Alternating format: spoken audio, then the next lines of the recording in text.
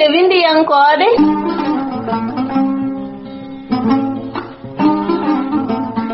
Tufnde windiyankoɓe ko yewtere nde Gollal Média waɗanta on yontere kala e oɗo sahaa.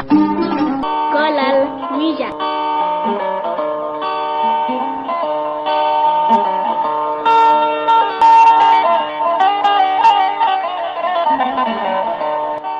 bandiraɓe musidɓe tedduɓe hettiyankoɓe haalirde Gollal Média, min calmini on, min bismi mon e yewtere men Tufnde windiyankoɓe.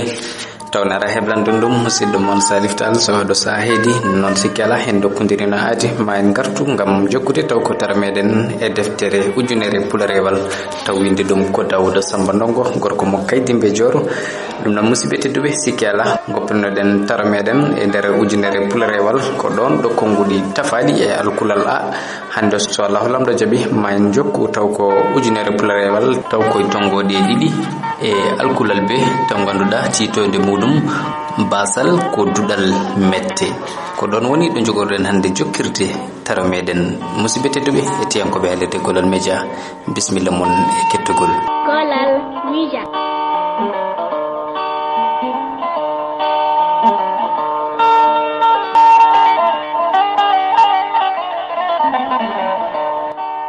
baɗe joɗɗe ɗe galda e haala ina jeeɓe kewɗe gonduɗe e lemsede kute kewka ka alda e golle kuto kalowo.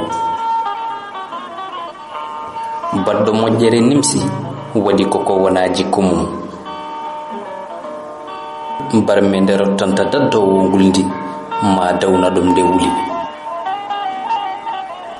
barme ene rokka nguldi ko rokkata wuni. baba so yeeyi ɓiyum babiraɗo sodata. bagal so joli ina yuli ƴeŋata ina heewi. bagal ɓooyi mudde kono anda diƴƴe. bagal so ƴeŋnini ɗomɗoɗo kanŋe mangal rutto addoyde ndiyam. basal ko petel duppowel kolongal ndomago. basal dikki funi nayi ñagunde e ñamande e jelaari e fawre. basal jabti funi tati heege e koldam e ɗaminare. basal ko jengol ndimago ko ñomre. basal ko gurel ngel jom wuro haari koɗo haasti. basal ko duɗal mette ɗo jangoɓe jojre dursata. basal ma ñawma e jikku ma firata a ala e ndam kono ene fira no potirɗa e majjam. bawɗo ɗangal ko gabbiɗo e jeɗu mum mo abbaki e yimɓe. bawɗi ndembeli kala ko sunare bey. baban bewɗo ko baba mum tan. belɗe kewi koye diƴƴe caɗi e golle. bemɗo yoloto koye peeje janane ɓurɗo yimɓe jejje noon yoloto koye peeje mum. beeli ngela ko nde boyli keɓa. belaɗo ma fof welete belade ma. bettere wona mbawka kono ina foola bawɗo.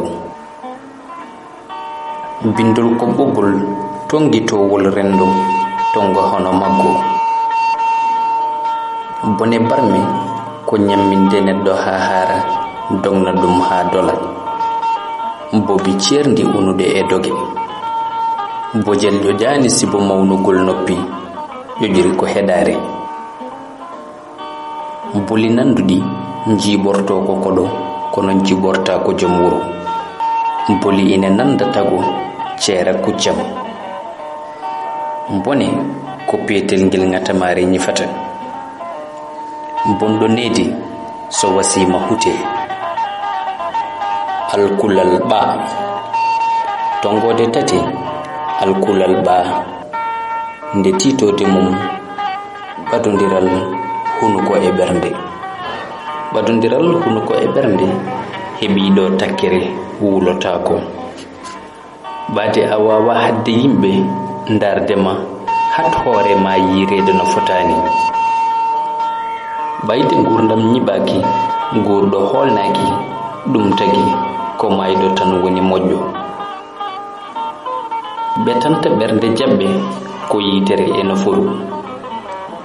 bedde yimɓe ko ƴoƴre kono fondude ɓetirde mabɓe ko jumre.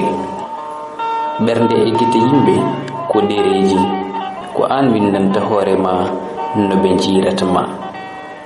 ɓernde ina yiɗa mbawka salo hono mbawka jabirta ɓernde jabirta ɓernde salo. ɓernde so wokkima dawol bandu ayowo. ɓernde wurde e aduna hirata ko barme pawiɗo e jeygol mo fasata. ɓernde alla gite ko ñaawiro hono mum kono gite e noppi joni ɗum hoolaɓe. ɓernde so mucci jaɓɓe ko jobdi walla ñamade. ɓernde ko fawru ko nde heewi mofde fof ina waɗi ko hakkille ɓuri heedde. besguji kawi ko nde pooye pecci. ɓe taniraɓe mumen jiiduno hanki ɓe hande ko taniraɓe mumen tan jiidi. ɓiɗɗo bonɗo needi kala ko korsa nehi ɗum. ɓiɗɗo parnortoɗo jawdi donadi ko mayde fiilata ɗum lefol laamu. ɓiɗɗo ko jamdi jinnaɓe ko mbaylan. ɓiɗɗo so dañi needi moƴƴiri yo yaafo ndonu. ɓi baɗowo e ɓi battatoɗo ala hen ɓi basorɗo. ɓi dimo mo ala jawdi ko yeru lahal ngal ala pawdi. ɓocconde so jiɗi nefe neɗɗo noon so jiɗi hule. ɓoliɗo ina faɗɗa cuɗiɗo so jikkuji ena jeeɓe. ɓurde hewde jawdi to tampidaro ina rokka jonde kono rokkata foftere. ɓurɗo moƴƴojre ina jogan ma jara.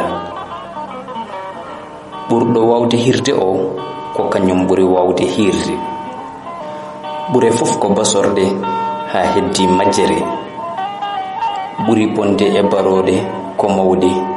ɓuri bonde e barmeji ko tokosi. ɓuri moƴƴude ko jogade yidde. ɓuri bonde ko rewde yidde mum tan. ɓuri mettude e gongaji ko tati: gonga giwruɗo less, gonga jaɓraɗo alay sago, e gonga caggal hare. Golal Media.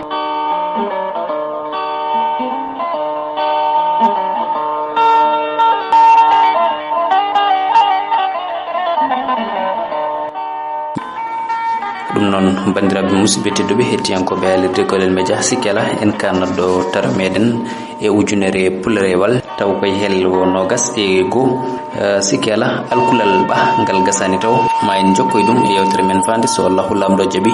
ɗum noon musidɓe tedduɓe sikela ɗeɗo pulreji ɗe kalɗen so tawi won moɗum tongi e hakkille mum ene wawi e nder Golel Media ma ceerno meɗen Dawouda Samba Ndongo mo artu gam faccirande yimɓeɓe hono konngodi ɗi no hanirte ni. ɗum noon kala joguiɗo hen taw ko saggere walla jiɗɗo andude ko konngol ngol firata, so Allah rokkimo taw ko yaajede mo artu gam labbitinande en konngodi ɗi walla gam firande en konngodi ɗi so Allahu lamɗo jaaɓi. ɗum noon musidɓe tedduɓe hettiyankoɓe haalirde e Golel Media, kami calsatimum en dokkodiraɗade alhamisa paɗo ɗo e nden yo jaam jogumi jogo on kirene jaam. Golal Media.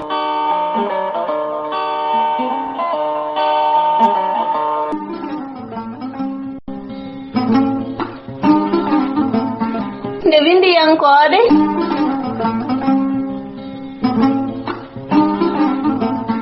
Tufnde windiyankoɓe ko yewtere nde Golel Media waɗanta on yontere kala e oɗo saha.